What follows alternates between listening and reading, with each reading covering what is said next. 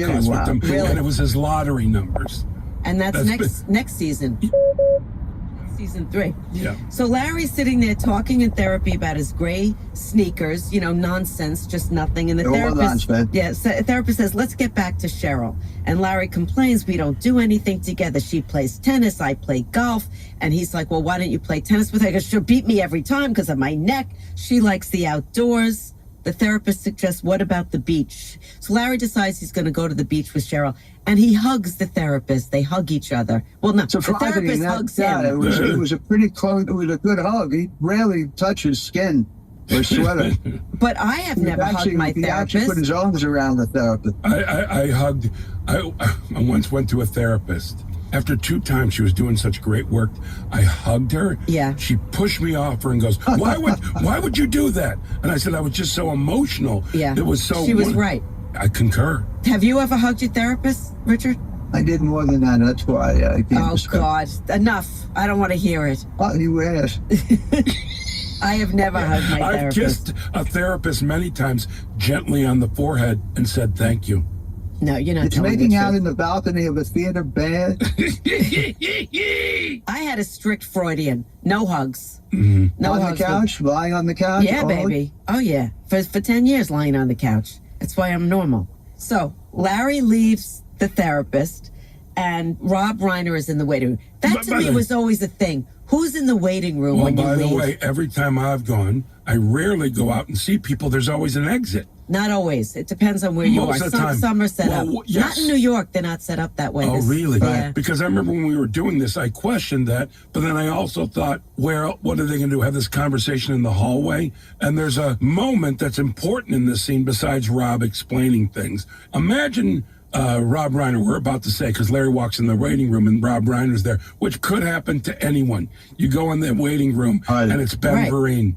Anyhow, and there's always a relationship. There was like the person that was always after me on a Wednesday, let's say, and you go into a fantasy about this person. Who are they? What? But my point was, so he goes out in the lobby. He sees Rob Reiner. Imagine my delight in seeing Rob Reiner working that episode. Because who do you think I turned to when I was stuck?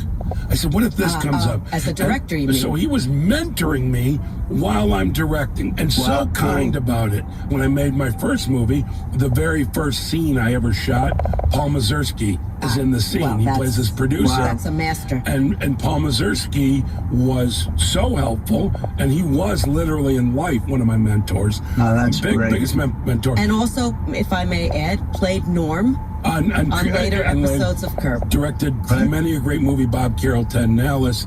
Last Stop Greenwich Village. Down and Out in Beverly Hills. Was it Last Stop Greenwich Village? Or, no. Next Stop. Whatever. But I wanted to say, so when I was shooting the very first scene, my first shot, and Paul goes, can you give Jeff and I a minute here? Because I'm shaking. It's overwhelming.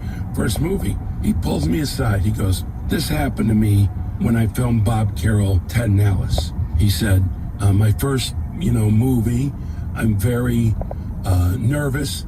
I think it was Surtees, the DP, said, come with me. And he pulls him up into a crane up above everybody. And he says, how you doing? And Paul says, good.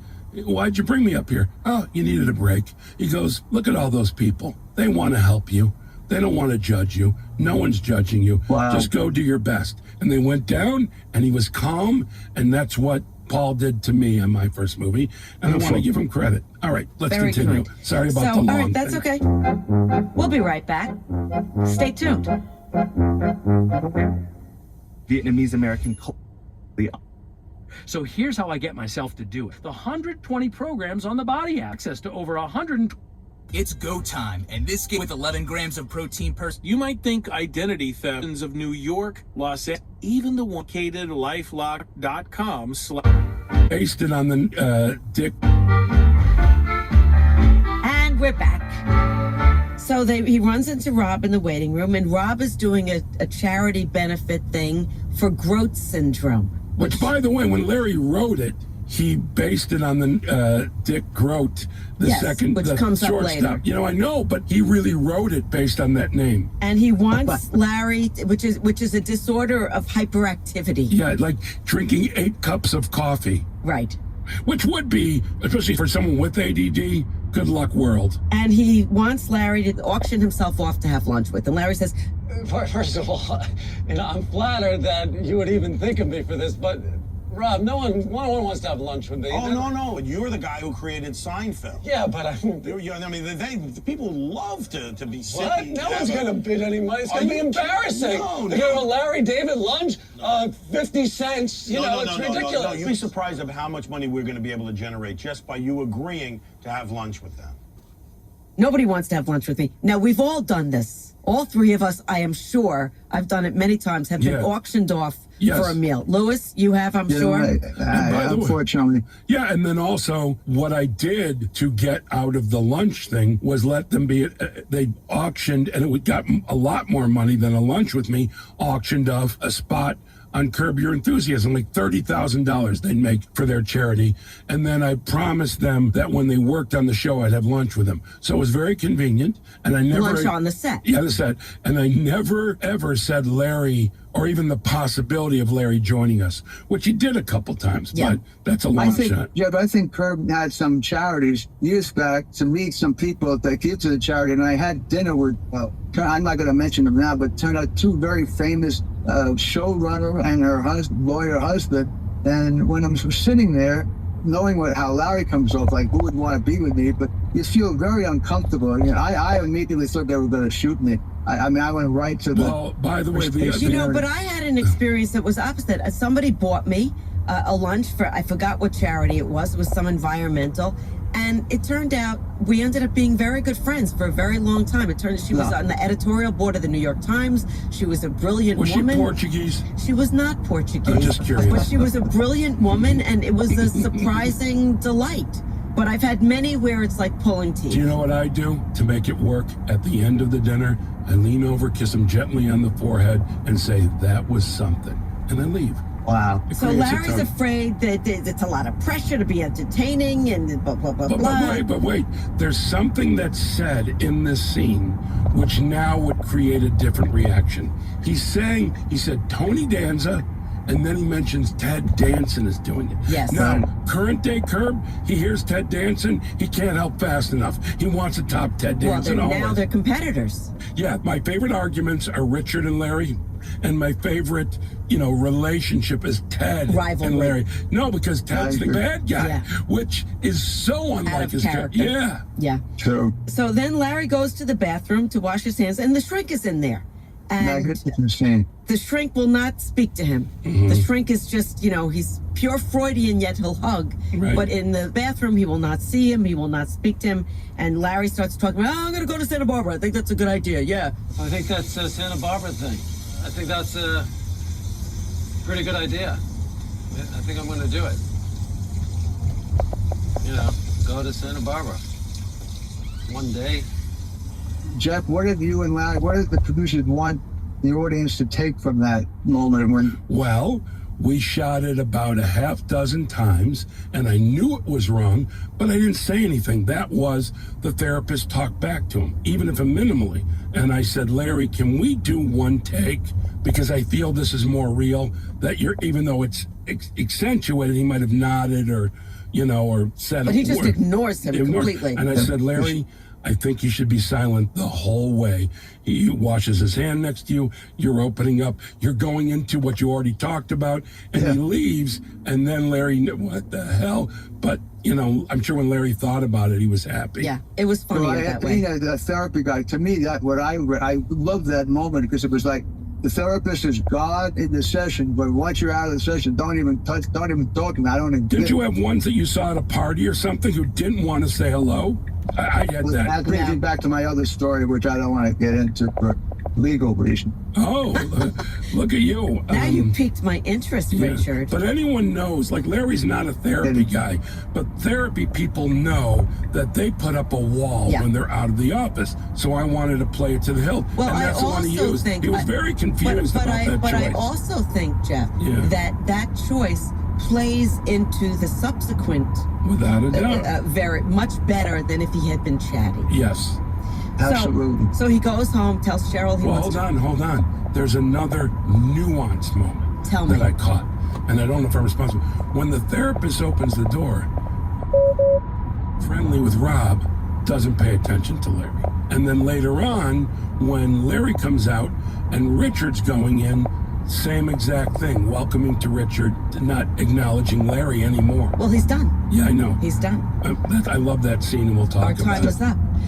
Larry goes home. He tells Cheryl he wants to go to Santa Barbara. Now they live in Malibu. Why are they schlepping to Santa Barbara to go to the beach? Because that's what she probably wanted to do for a long time. And by the way, where did we film it? Malibu. All right, there you go. So what about golf? Cheryl's thrilled. And Larry, you know how clueless. Well, what do? You bring a blanket? Yeah, the questions you bring about a the blanket? beach were What about brilliant. sunscreen? But by the way, that's the exaggerated Larry David.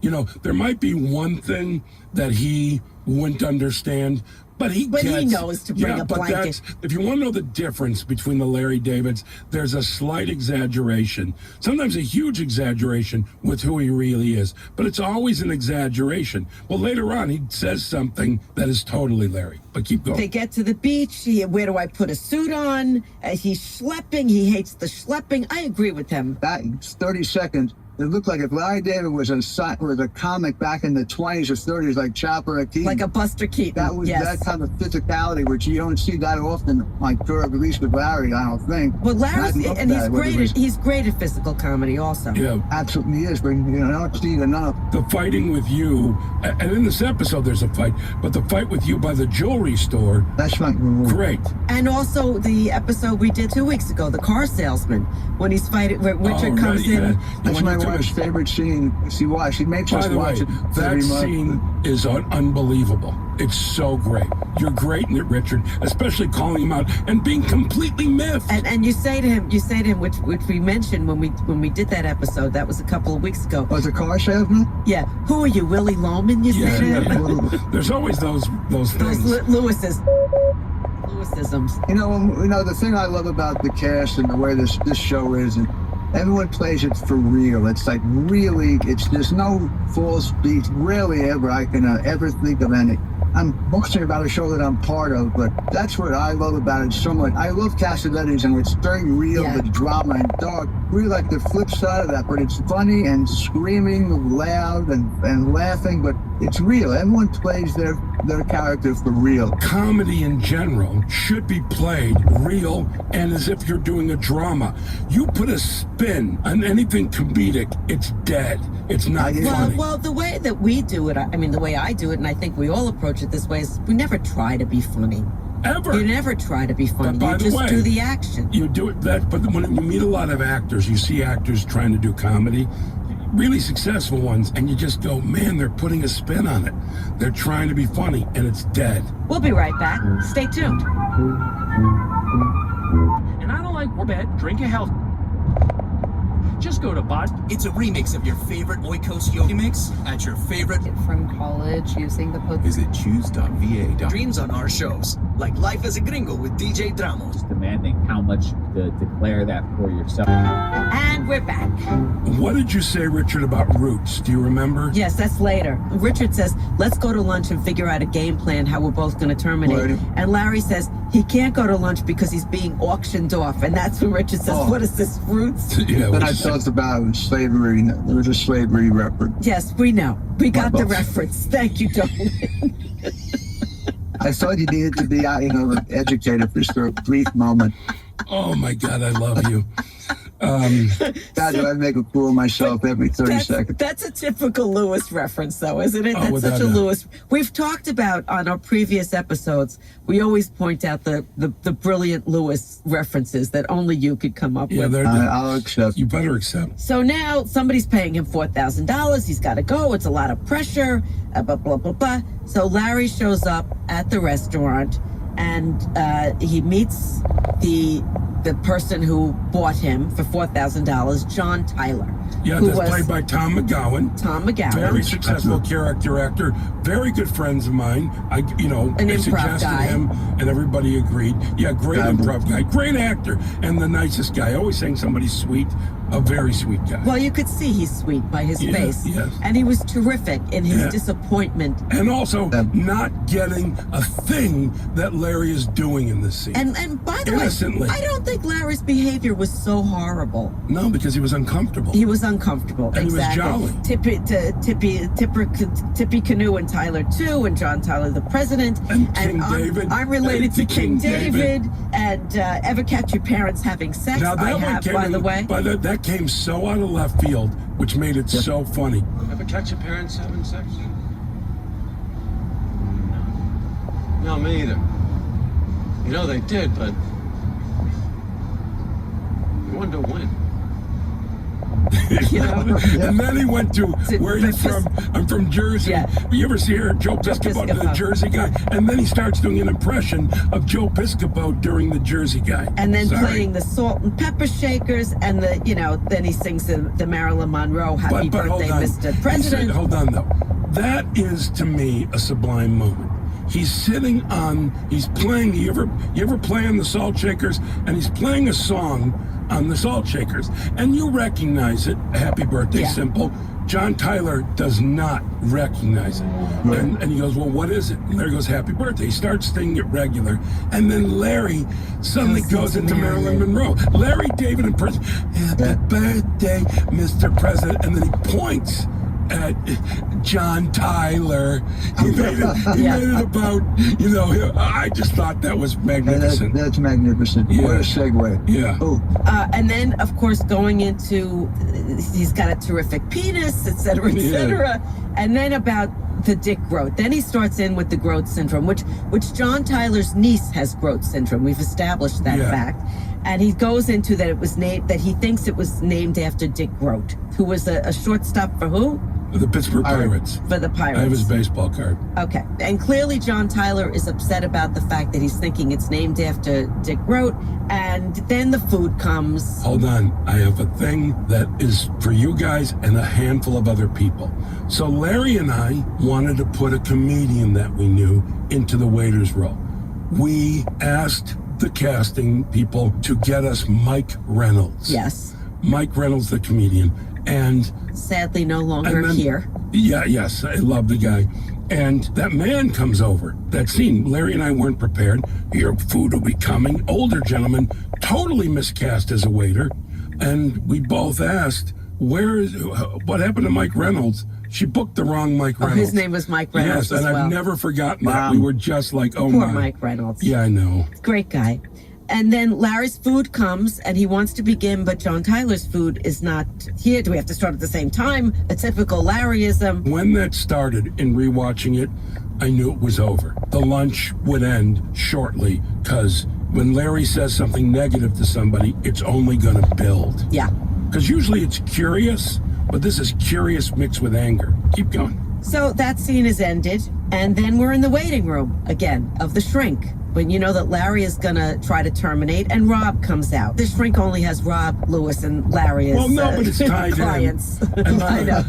By the way, did you notice they switched times? They switched times. That happens on occasion. Rob comes out. What's happened? And Larry's like, I tried to be affable. That's such a Larry thing. I tried to be affable. I tried to be. I felt pressure. And Rob's like, didn't you read any of the literature? And you start eating. And hold on, wait. Larry says, I find that stuff depressing. Yes, I find that stuff depressing. And then also, he says to him, well, Dick Groat, the shortstop for the Pirates. And he says, what are you doing, Groat? The name's not named after him. He goes, Lou Gehrig has a disease. And he's right about that. Yeah. He does have a disease, did. And then you start eating. And so as Rob starts going through the litany of everything that Larry did wrong, and says the guy's going to cancel the check because he had such a miserable time. And he says the only way that he can... And Rob says, you need to get more involved with Groats. Well, hold on. There's a term. Go ahead. So Larry does ask, because when I'm watching this now, I'm going, why isn't he asking, can I write a check to get out of it? He did ask that. No, so he did ask that, but it was a while. And the thing that Rob Reiner said that I wrote down, down, which God bless him for improvising this. Larry, that's not the point. It's not just giving money. It's getting involved, in growths. It's being, growths active. You need to start being more growths active. That was the phrase he used. And I just And he talks him into doing a talent show for the people with growths, for hosting a talent show. And then... But at that moment as a Curb fan, that's going to be hell. By the way, it's like I've mentioned before, Nat Hiken. I have to always explain. I have to explain to you, Richard. Nat Hiken, by the way, for those of you listening and haven't listened to all of them, he's good Sergeant Bill Coe. Car 54. And Car 54. Two of my favorite things. And he's the only writer that Larry resembles, because they start like they have those domino things on the puzzle talk shows, where you hit the domino and it goes in different directions and then it meets together at the end. That's how Nat Hiken wrote, and that's how Larry David wrote. All paths lead to the moment that wraps it up. And everything in the script, in the episode, in the filming of it, has to be pushing the story forward. Right. So it's not just funny for funny's sake. No. It has to be moving. It's all story. It has to be moving the story forward. So Larry agrees that he's going to do the Groats talent show, and then the shrink interrupts, and Larry sits down and has big news. I think I'm all better. Which there's nothing I had an funny. epiphany. And then I think maybe for the first time ever in this scene, he says, I'm feeling pretty good. Pretty good. Pretty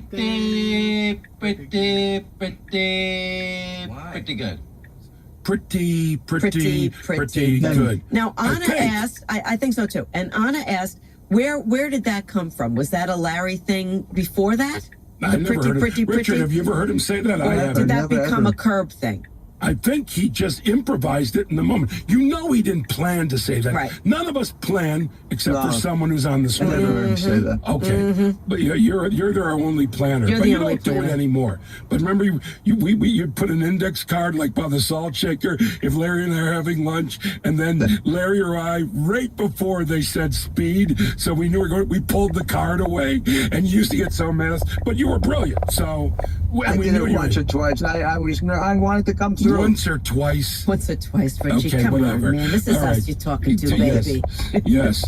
So, all right. So the shrink says, Larry says, No, on the hold on. Terminator. Let me just say, I said this before in person. My rationale for having a couple of things in my head before the scene was that I would say to myself, gee, Larry wrote this story. For 5-6 months, he's been ruminating about it. How could he's not going to stop thoughts from coming into his head. I deserve a couple of ad libs in my head just in case. Well, they need to He say has a point. He has a point. By the way, they should be in his head. And I also want to say, though I've been guilty of it, when you prep a line that you're going to say, unless you think of it in the beat before, it's never going to work. I never prep a line, but I'll have things in my head. Well, your performance is really about the things in your I'll head. have things in my head and that believe it or not, she is different in every take except for one moment, the get out. When you tell Larry to get out, that is a consistency, and we just filmed one the other day, and Larry laughs as hard as he ever did, but that one you do letter perfect every single time. But there are things that when I read the outline, the stuff that goes on. You know what I mean? Whatever. So Larry says, I'm the Terminator, and the shrink says, was it the beach, Larry? And the way he says it, he knows. Larry doesn't pick up on it, but he knows. And Larry lies. I didn't go to the beach, which is, that's the first mistake. Because he doesn't know that he didn't turn at an inadvertent moment and see Larry when he didn't see him. He doesn't know any of this. Well, that's I went shopping sense. with my wife. And the shrink looks very, very suspicious. And Larry's, I could come back intermittently when I have a thing, but I'm By great. the way, I love if you'll have me. If you'll have me. I'd like to come back intermittently if you'll have me. And then the shrink is... He says, I'd like to get a refresher course every once in a while. And the shrink says, you seem agitated. What about the Jason Alexander issue? You seem agitated. No, and Larry says, you're seeing ebullience. Ebullience, you're Ebullience. By the way, fold mirrors. If you bring up the Holocaust right now, what kind of reaction are you going to see? Which is a great one.